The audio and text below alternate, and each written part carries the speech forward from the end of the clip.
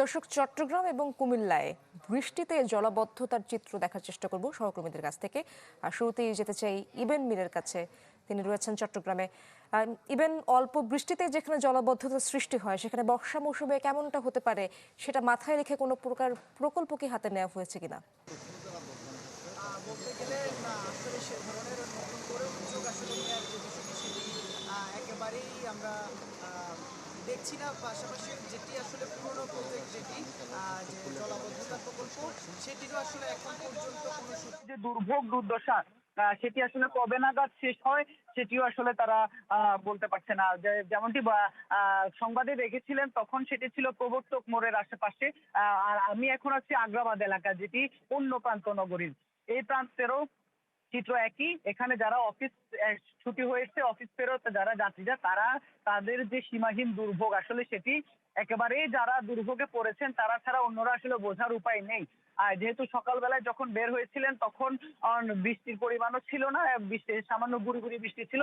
আর যখন দিনের মধ্যভাগে বৃষ্টি সামান্য গুড়ি গুড়ি বৃষ্টি ছিল, আর যখন দিনের মধ্যভাগে এসে বৃষ্টির পরিমাণ বাড়লো তার সাথে আসলে এই যে জলাবদ্ধতা সেটি এই জলাবদ্ধতা যতক্ষণ আসলে ভাটা না শুরু হয় সমুদ্রে ততক্ষণ পর্যন্ত আসলে এই যে ভয়াবহ অবস্থা সেটি অব্যাহত থাকার যে শঙ্কা সেটি রয়েছে। যার কারণে নগরবাসী বলছে প্রতি বছর বর্ষাকাল আসার আগেই, বর্ষাতে তো আসলে এই চিত্র তাদের নিত্যদিনের, এর মধ্যে বর্ষা আসার আগেই যেভাবে আসলে সামান্য বৃষ্টিতে একদিনের গুড়ি গুড়ি বৃষ্টিতে এই দশা, সেখানে আসলে পর্যাপ্ত যে পরিকল্পনা, সে পরিকল্পনা যদি নেওয়া না হয় সেটি আসলে বড় দুর্ভোগের কারণ হয়ে দাঁড়াবে। এছাড়া জলাবদ্ধতা প্রকল্প যেটি, সেটি বেশ কয়েক বছর ধরে কিন্তু এই প্রকল্প চলছে। তবে সীমাহীন অনিয়ম অব্যবস্থাপনার কারণে একের পর এক ওই প্রকল্পের সময় যেমন বাড়িয়েছে, ব্যয়ও তেমন বেড়েছে। তবে নগরবাসীর সুফল যেটি, সেটি মেলেনি।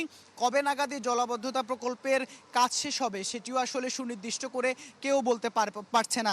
যার কারণে জনগণের অর্থের যেমন অপচয় হচ্ছে, সেখানে সেই অর্থ দিয়ে যে প্রকল্পগুলো বাস্তবায়ন হচ্ছে সেটির সুফল আসলে যখন মানুষ পাচ্ছে না, এইটির আসলে প্রতিকার মানুষ আসলে নতুন একটি সরকার এসেছে, তারা আসলে সঠিক ব্যবস্থাপনার মধ্য দিয়ে নগরবাসীকে এই যে জলাবদ্ধতা সেটি থেকে মুক্তি দিবেন সে প্রত্যাশা তারা করছেন।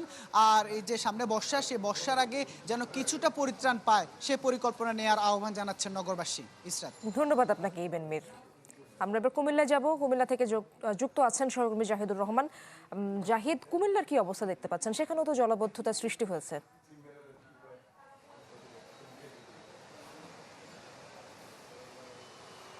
ঈশ্বর, সকালে টানা 2 ঘন্টা বৃষ্টি হয়েছিল, যে কারণে কুমিল্লা নগরের বিভিন্ন যে গুরুত্বপূর্ণ সড়কগুলো এবং অলিগুলো সেটা কিন্তু তলিয়ে গেছে। তো আমরা দেখেছি যে আসলে দুপুরের পর থেকে আসলে বৃষ্টির পানি সেটা কমতে শুরু করেছে পর্যায়ে। তবে কিছু সড়কে কিন্তু এখন পর্যন্ত পানি রয়ে গেছে, যে কারণে আমরা দেখেছি যে এই সড়ক দিয়ে আসলে মানুষ চলাচলের ক্ষেত্রে বেশ দুর্ভোগ পোহাতে হচ্ছে।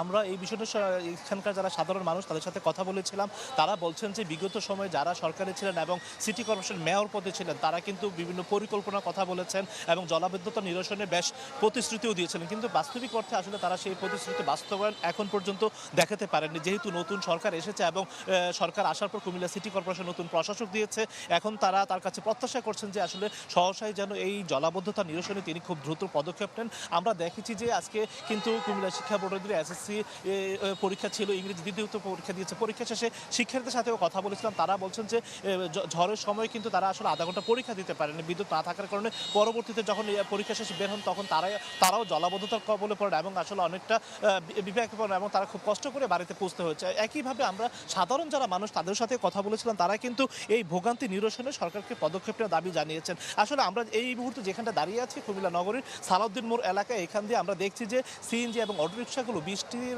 যে জলাবদ্ধতা সেটা উপেক্ষা করে কিন্তু তারা পথ চলছেন এবং সাধারণ যারা মানুষ তারাও কিন্তু পথ চলছেন এবং এটা থেকে পরিত্রাণ চাচ্ছেন নগরবাসী, যাতে দ্রুত সংশ্লিষ্ট প্রশাসন এবং প্রশাসক তারা যেন দ্রুত গুরুত্ব সহকারে কুমিল্লা নগরী জলাবদ্ধতা নিরসনে কার্যকর পদক্ষেপ নেন, এটাই আসলে কুমিল্লার সাধারণ মানুষের চাওয়া। এবং যেহেতু সামনে বর্ষা চলে আসছে, বর্ষার আগেই যেন পরিকল্পনা করে কুমিল্লা নগরকে জলাবদ্ধতা মুক্ত করা হয় সেই ধরনের পরিকল্পনা এবং তারা দেখতে চাচ্ছেন দৃশ্যমান। তো এই ছিল এখান থেকে সর্বশেষ। এমনটাই প্রত্যাশা করছেন সবাই। অনেক ধন্যবাদ আপনাকে জাহিদুর রহমান, যুক্ত হয়েছিলেন কুমিল্লা থেকে, এবং এর আগে চট্টগ্রাম থেকে যুক্ত হয়েছিলেন ইবেন মীর।